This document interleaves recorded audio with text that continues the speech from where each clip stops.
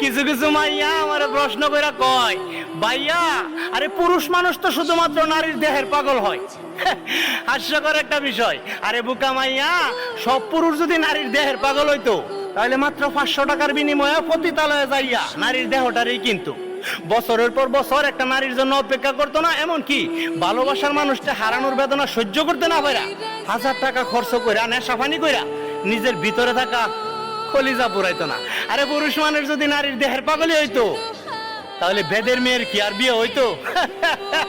সবচেয়ে বড় একটা কথা কই, রাস্তাঘাটে তো শুধুমাত্র পুরুষ পাগলই দেখা যায়, নারী পাগলগুলি গেল কই? আরে সত্যি কথা বলতে পুরুষ মানুষ হলো বন্য ঘোড়ার মতো, এদেরকে সামনে দিয়ে আটকানো যায় না, পিছন দিয়ে থামানো যায় না। একমাত্র উপায় হইল ভালোবাসা দিয়ে মন জয় করতে হয়।